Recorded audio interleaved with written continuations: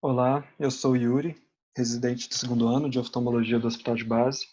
Vou dar seguimento ao nosso módulo de retina, falando sobre 4 retinopatias. Vou falar sobre as estrias angioides, miopia patológica, drusas familiares dominantes e amarose congênita de Leber. Começando então com estrias angioides. É uma doença hereditária com padrão de herança desconhecido. É muito raro se iniciar antes dos 10 anos de idade e não tem casos descritos em neonatos ou na primeira infância.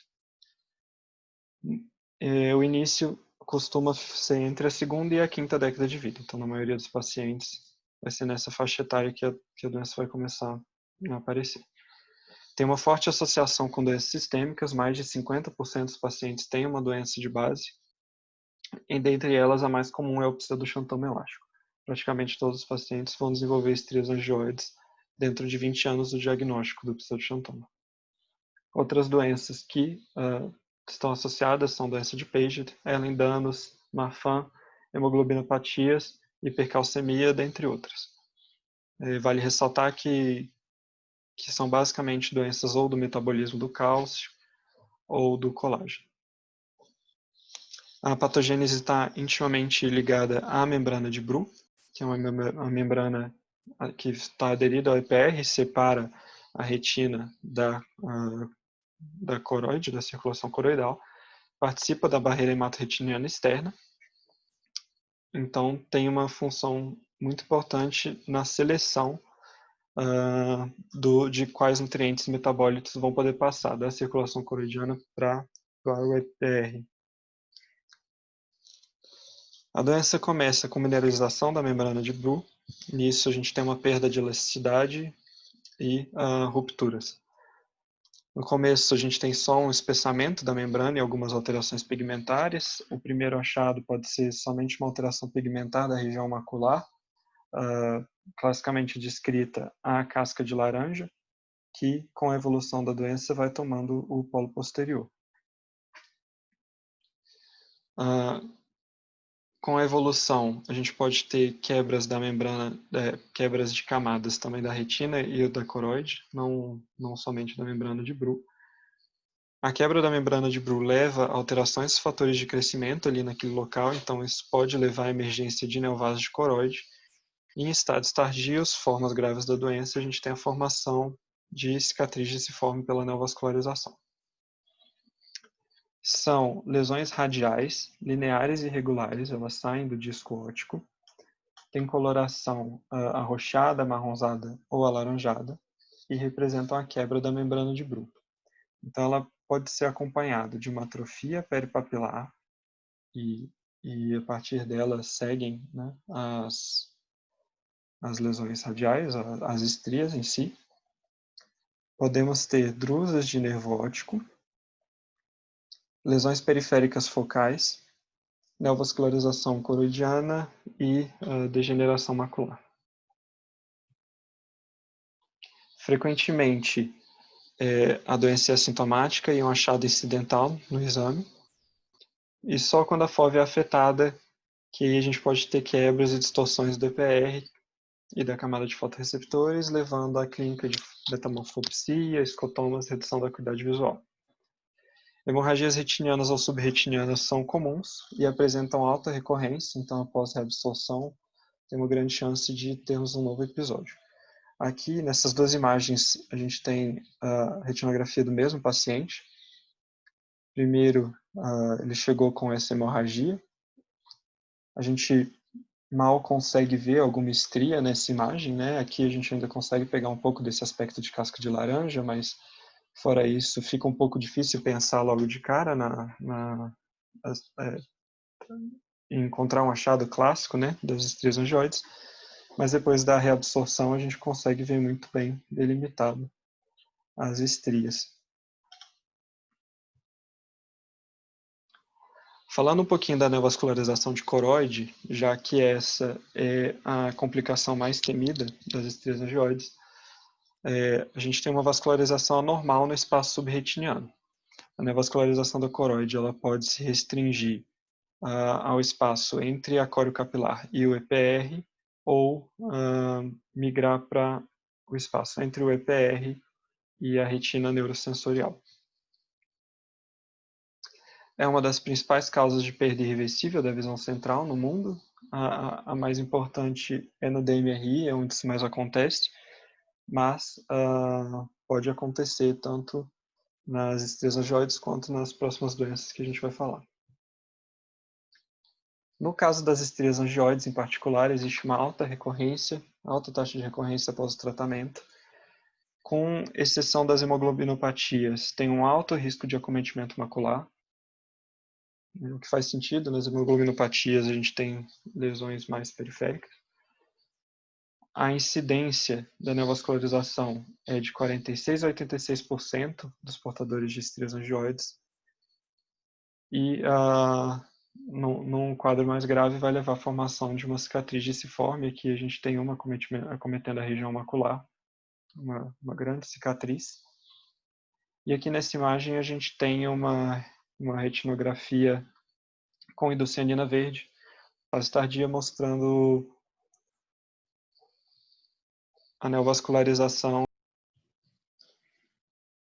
Bom, algumas doenças elas podem mimetizar as estrias angioides. A gente tem, por exemplo, a miopia degenerativa, histoplasmose ocular presumida, dobra de coroide, ruptura de coroide, toxoplasmose e distrofia padrão podem ter um aspecto semelhante. E para o diagnóstico, a gente tem a biomicroscopia de fundo, com todos aqueles achados que a gente já falou. A autofluorescência, então aqui a gente tem um quadro com importante atrofia de fundo, né? E na autofluorescência a gente consegue visualizar bem as drusas de papila, que aqui a gente não consegue ver tão bem. E as estrias, que aqui também na retinografia simplesmente tem um pouco de dificuldade de delimitar, aqui na autofluorescência a gente consegue ver um pouco melhor. A gente também pode fazer a retinografia com fluoresceína e indocianina verde. Então aqui é aquela mesma imagem que eu mostrei da neovascularização, né, que a gente também pode ver aqui na angioflúor. O OCT ele pode mostrar para a gente uma hiperrefletividade da membrana de Bru pela calcificação, e a gente consegue avaliar, por exemplo, a membrana neovascular subretiniana, né, originada dessa neovascularização da coroide. Aqui a gente também tem líquido no espaço subretiniano. Falando agora do tratamento, a gente pode fazer uma profilaxia de complicações com proteção ocular. Traumas podem levar a uma progressão da doença, né? E o anti-VEGF nos casos de neovascularização, que acabaram assumindo a primeira linha do tratamento, né? Falando agora um pouco de miopia patológica, aqui a gente tem corte histológico de um olho com uma alta miopia axial, né, um grande comprimento axial. Aqui, só para comparação, um olho normal.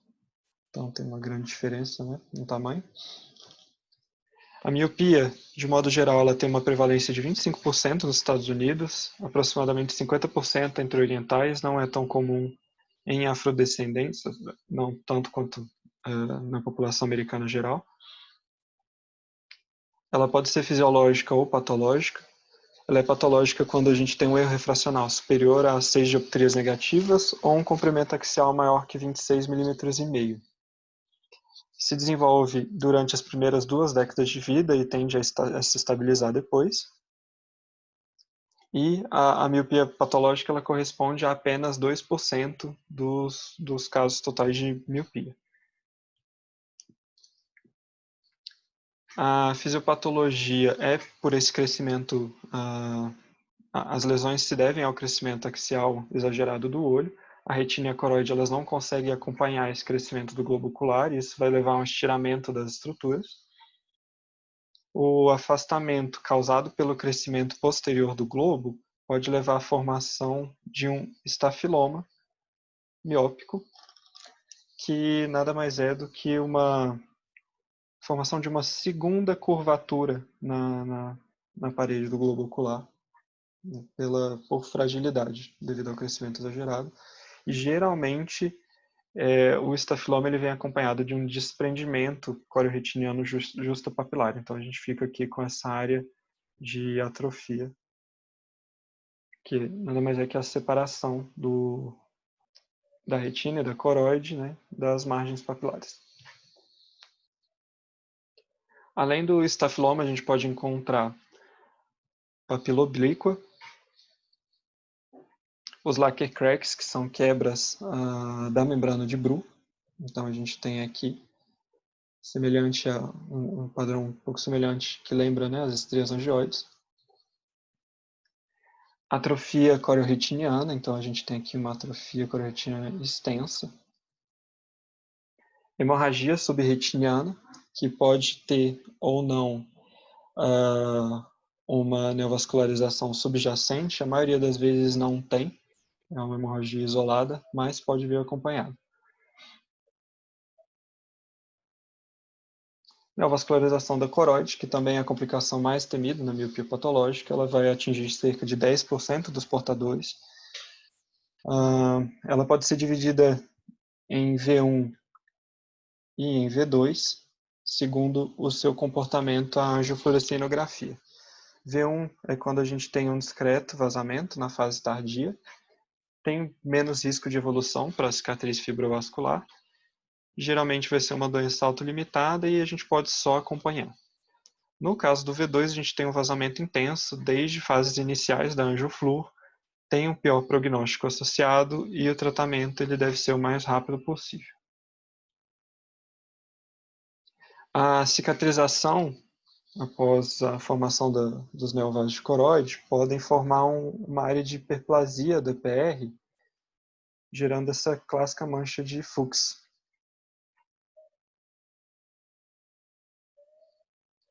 Outra coisa que a gente pode ter é a retinosquise miópica. Pelo aumento da tração anteroposterior na retina, associada a uma membrana limitante interna mais rígida, a gente pode ter a formação de um buraco macular com ou sem DR macular. Nessa imagem a gente tem um buraco lamelar e a gente consegue ver bem aqui também um estafiloma posterior.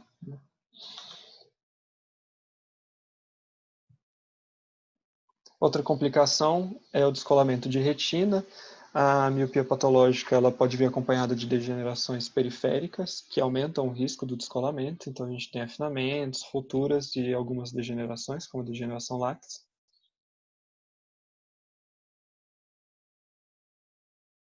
O tratamento. No caso de neovasos, a gente vai usar o anti-VEGF. No caso de degenerações periféricas ou descolamento de retina, a gente vai ter a vitrectomia, fotocoagulação, tentando barrar, né, essas degenerações ou áreas de ruptura. Falando agora das drusas familiares dominantes, ela é uma doença classicamente dividida em 4 doenças que hoje a gente sabe que são fenótipos, né, da mesma doença. Então tem o Hunt-Sontai, a corioretinite superficial de Holthaus-Batten, a distrofia em colmeia de Doyne e a malatia levantinense. São distrofias hialinas compostas de mucopolissacarídeos, são celomocinas e um lipídio, o cerebrosídeo. O diagnóstico costuma ser na fundoscopia entre 20 e 30 anos de idade. No início da doença a gente não tem nenhum sintoma. É uma doença autossômica dominante, uma alteração nesse gene FMP1. E estágios mais avançados a gente vai ter uma redução da acuidade visual e metamorfopsias. Então aqui a gente tem estruturas amareladas, né, e arredondadas nas camadas profundas da retina. Na meia-idade elas vão se somando, né, então na meia-idade elas vão ocupar boa parte do polo posterior e vão adquirindo uma coloração mais esbranquiçada. Formam um aspecto de colmeia e quanto mais próximas à fóvea, maiores as drusas. Então aqui geralmente, né, a gente tem aqui umas drusas um pouco maiores e na periferia elas são um pouco menores.